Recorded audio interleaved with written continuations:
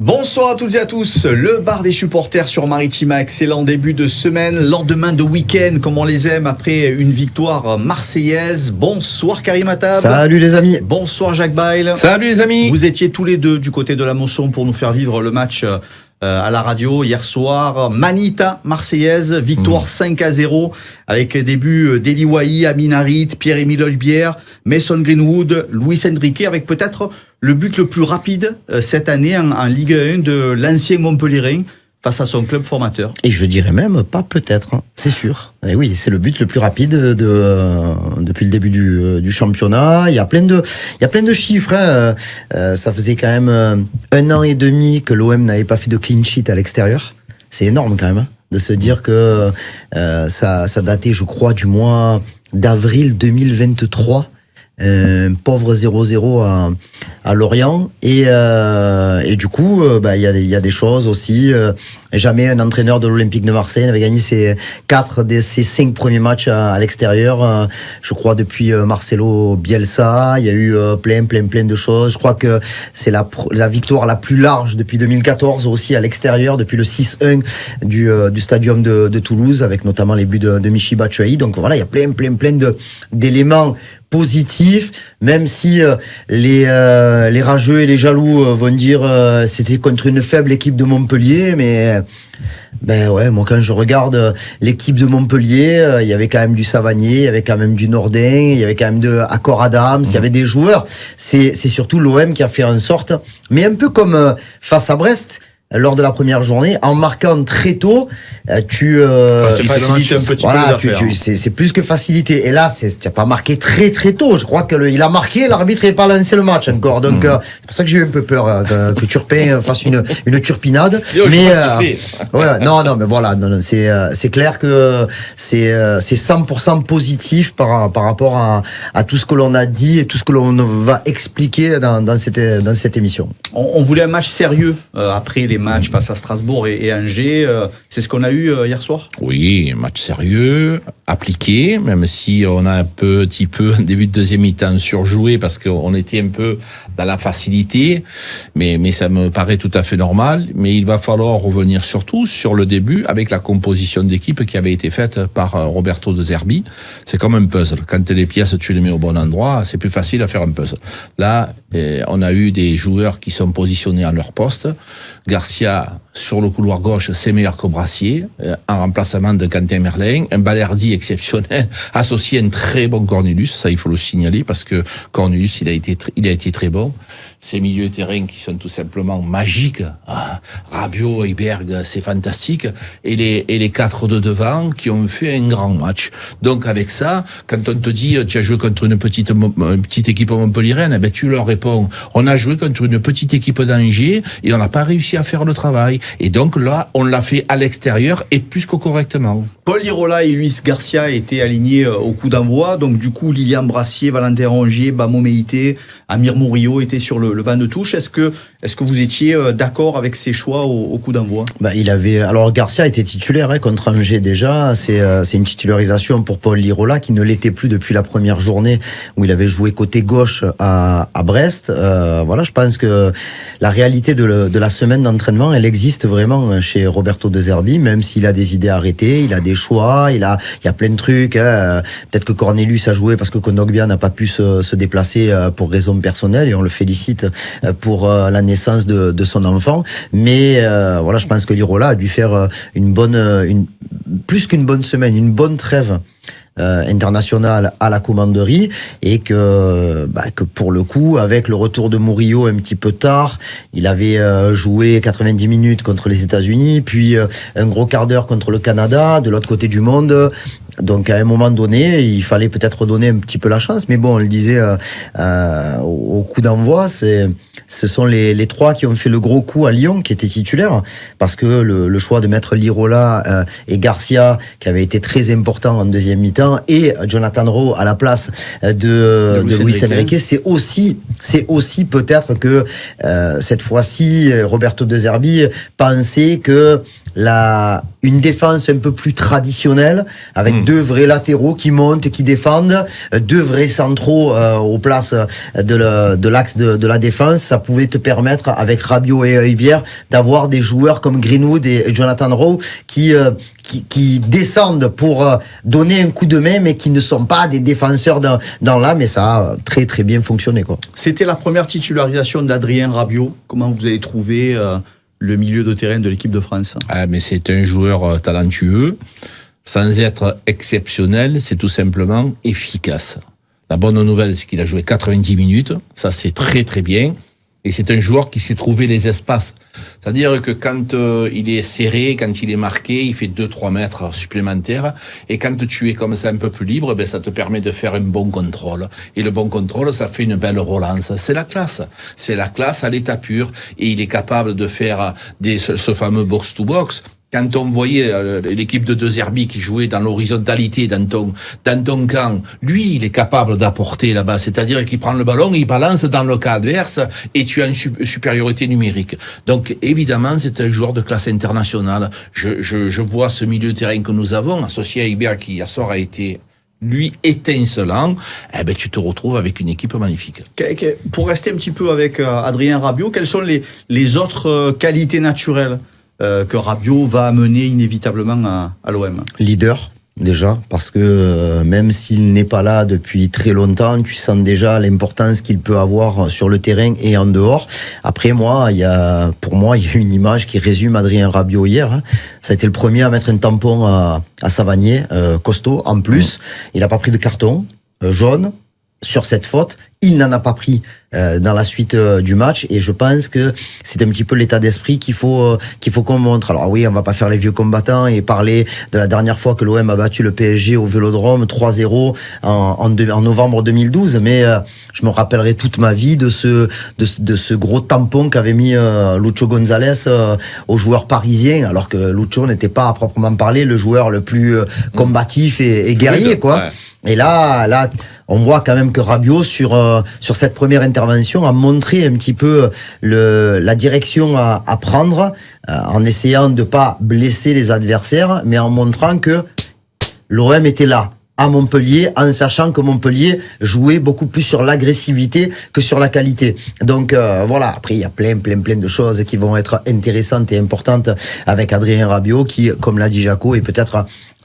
il n'est pas comparable avec Kondogbia. Kondogbia est vraiment un milieu défensif qui était plutôt relayeur et qui devient vraiment quasiment une sentinelle, alors que lui, Rabiot, est capable d'accélérer avec le ballon, sans le ballon, accélérer le jeu aussi, prendre sa qualité technique naturelle aussi fait la différence dans les tout petits espaces. Donc voilà, pareil.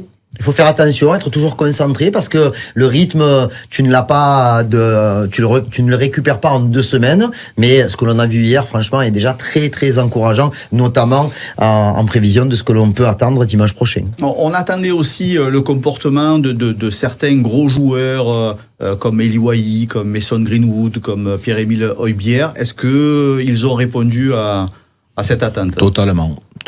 Ce sont des joueurs qui ont été hier soir très très performants. Après, j'espère que tu as noté, il va falloir parler de Jonathan Rowe, ouais, ça c'est obligatoire.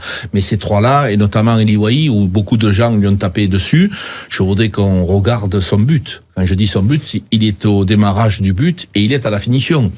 Il a été hier soir encore une fois beaucoup tenu par les adversaires qui lui rentrent dedans. C'est un joueur qui est en train de montrer beaucoup de belles choses. Moi, j'insiste sur ce garçon-là.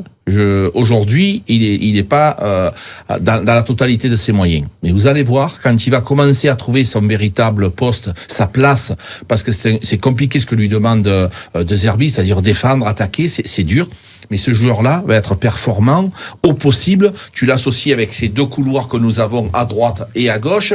Un serviteur nommé Amin Harit, capable de donner des bons ballons dans la course, dans l'espace. On va normalement faire de belles choses. Alors Jaco rouspète régulièrement parce qu'il estime, à juste titre certainement, que le jeu de l'Olympique de Marseille, même s'il y a un bel effectif, même s'il y a un jeu efficace, c'est pas un jeu suffisamment rapide. Est-ce qu'on a corrigé un petit peu le tir hier soir à la Mosson? Un peu. Mais il faut pas s'attendre à avoir une explosion. L'OM va jouer en transition très rapide quand il y aura la possibilité d'être en position de contre. Sinon, le fait de poser le jeu, ça sera quasiment toujours la même chose. C'est-à-dire que ça repart en priorité avec un homme fort. Derrière, c'est Balerdi qui orchestre un petit peu la première mise en route, la première relance. Ensuite, tu vas avoir, je pense, Højbjerg et Rabiot qui vont aussi tempérer en deuxième rideau, mais là où tu vois que ça va très très très très vite, c'est sur les prises d'information et les prises de responsabilité individuelles. Wai, sur le premier but, Jaco en a parlé, il se retourne, il passe, du coup, avec sa feinte, il est face à Nzingula, il arrive face à la charnière centrale Montpellier-Rennes, il a la lucidité tout de suite, alors qu'il devait avoir l'envie d'aller vraiment vers le but montpelliérain, d'écarter sur Greenwood. Greenwood est capable de le faire très très facilement, avec une facilité déconcertante sur le plan technique. On voit que Jonathan Rowe, lui aussi, a cette capacité. Amin Harit aussi. Parce que sur le troisième but, il y a une récupération de Højbjerg, Harit qui résiste à la charge de Ferry. Et pareil, tu vois, il y a des choix. Et le fait de faire vivre le ballon rapidement, ça élimine, ça met en difficulté les défenses adverses. Après, sur le tempo qui sera donné, moi je pense pas qu'on change de tempo de manière spectaculaire. C'est toujours la même façon de jouer, et c'est toujours la même façon de jouer. Alors je ne connaissais pas le Roberto De Zerbi de Foggia par exemple, mais celui de Sassuolo, et on parle quand même d'il y a 7-8 ans, je l'ai vu jouer. Je l'ai vu jouer régulièrement. Et je rappelle que un certain Maxime Lopez a joué à Sassuolo à son départ de l'Olympique de Marseille, moi j'ai eu la chance qu'il m'explique pas mal de choses dans les principes de jeu de Roberto De Zerbi, mais bon, il ne veut pas trop sortir de son cadre. Et on l'a bien vu, quand l'OM était mené, il n'a pas hier je parlais, mais dans d'autres circonstances, que ce soit contre Reims, peut-être un peu moins contre Lyon, parce que c'était vraiment soirée portes ouvertes, mais voilà, il est dans un truc où il aime maîtriser un petit peu sa manière de jouer. Moi, je pense qu'hier soir, on a joué un petit peu plus vite que d'habitude. Alors, comme il te dit Karim, pas énormément, mais quand même un petit peu plus vite, surtout dans la réflexion. On avait Rabiot d'entrée aussi. On a réfléchi plus vite. Et quand tu as des joueurs comme ça qui réfléchissent très vite, quand tu parles de grands joueurs, de joueurs rapides, je le dis régulièrement, c'est pas celui qui court vite, c'est celui qui réfléchit vite. Et donc, Adrien Rabiot, lui, quand il a le ballon, il s'est déjà informé à plusieurs reprises, savoir où il va l'envoyer, et c'est lui qui a trouvé les intervalles le plus rapidement. Donc c'est pour ça que ça a été un peu plus rapide hier soir. Et je pense que le duo de nouveaux entrants, les deux R, Rabiot et Rowe, ont donné un peu de vitesse quand même au jeu de l'Olympique de Marseille, parce que Jonathan Rowe n'a pas les mêmes capacités et pas les mêmes caractéristiques que Luis Enrique. Voilà, quand Rowe prend le ballon, il veut aller, c'est un défi permanent de l'adversaire. Et qu'il y en ait un ou deux pour lui, c'est pas un problème. Après, il réussit pas toujours, et, heureusement, sinon il serait pas à l'Olympique de Marseille, et pas maintenant à cet âge de 21 ans. Mais par contre, on sent quand même une volonté véritablement d'aller de l'avant. On est un peu moins quand même, voire beaucoup moins sur le contrôle et la remise en retrait ou la remise latérale tout de suite.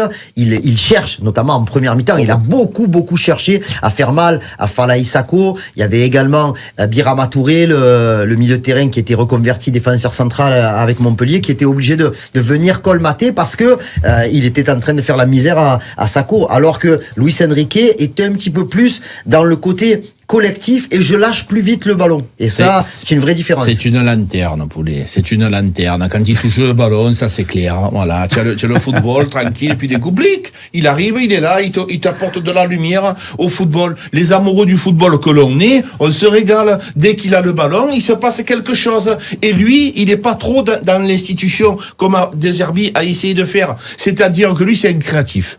Il joue à l'instinct. Et donc, il récupère le ballon, il va provoquer, il va essayer de faire quelque chose. Et dans la rapidité, moi, c'est ce que j'ai envie de voir. Alors que, il y a le système de jeu de Zerbi au milieu du terrain, dans la construction. OK? Mais il faut aussi qu'il y ait de l'instinct, dans cette zone. Voilà. Mais Greenwood aussi, lui aussi, il est capable, avec des passements de jambes, d'arriver. Dans cette zone-là, il faut que ces mecs-là, ils tentent. Et donc, lui, il provoque sans arrêt. Il est intenable. Les amoureux du football, ils aiment Jonathan attendre obligatoirement. Même les Montpellierins hier soir, ils se sont dit, mais d'où il sort celui-là? Un bémol dans cette soirée, parce qu'on est obligé d'en parler un petit peu, pas de supporters marseillais, beaucoup plus de supporters marseillais que prévu, et à l'arrivée, pas de supporters du tout à la Mosson. Oui, c'est un point noir, hein. C'est vraiment un gros point noir. Pas plus de supporters. Non, mais même, voilà, il s'est passé beaucoup de choses hier en fin d'après-midi. Alors déjà, il y a eu ce renoncement des supporters. Alors, mi-renoncement volontaire, mais mis aussi contraint et forcé de repartir à Marseille, parce que bon, on a bien vu aussi, on a le retour des supporters que je prends en compte et que je respecte, et on a aussi les communiqués qui ont été faits par le préfet de police de l'Hérault. Il y a même eu après le message du ministre de l'Intérieur qui lui parlait du problème des supporters en général, avec ce qui s'est passé aussi sur le match du Paris Saint-Germain contre Strasbourg dans les tribunes. Mais c'est vrai que c'est déjà arrivé plein de fois, hein, que les supporters marseillais se déplacent à plus de supporters que de places qu'il y a en parkage. Et en général, quand ils arrivent sur la ville, et je prends l'exemple de Strasbourg. Par exemple, Strasbourg, c'est déjà arrivé. Je vais dire la préfecture de Strasbourg, la mairie, les pouvoirs publics ne prennent pas le risque d'en laisser à l'extérieur du stade. Donc ils les font rentrer. Tu as toujours une zone, un sas qui permet d'organiser un peu mieux. Exactement. Là, le truc, c'est que le contrôle a été fait sur une aire d'autoroute après le péage. Donc on est quand même à au moins 20 km. Je parle sous le contrôle de Jaco qui connaît Montpellier comme sa poche. On est à au moins 20 km de la Mosson. Donc avec je dirais des effectifs de police qui sont suffisamment nombreux pour pouvoir canaliser tout ça, il y a quand même cette possibilité de leur demander s'ils ne sont pas d'accord ou de repartir. Et c'est vrai que il y avait au moins voilà, moi je dirais pas 800 au total, mais je pense qu'il y en avait au moins 150 de plus que ce qui était prévu au départ. Le vrai problème pour moi, c'est la jauge de départ. 450. 450. Mettez une bonne 12 si vous voulez. Franchement, normalement, 12 et 6 dans les loges. Normalement, quand on annonce 450, normalement, voilà, on doit entendre les faux rires derrière. Tellement c'est une blague. Tellement c'est une blague. Et c'est vrai que, moi, je me souviens, étant très très jeune, avoir été à la Mosson pour des matchs de l'Olympique de Marseille, avoir grimpé au grillage avec mes cousins sur un but d'Alen Boksic, et on était au moins 1500. Au moins. Alors là, on parle de jauge, de pourcentage, mais si tu veux éviter tout ça, il faut peut-être aussi faire en sorte que les supporters puissent se déplacer de manière décente. Il y avait 1500 Lensois à Geoffroy Guichard la veille.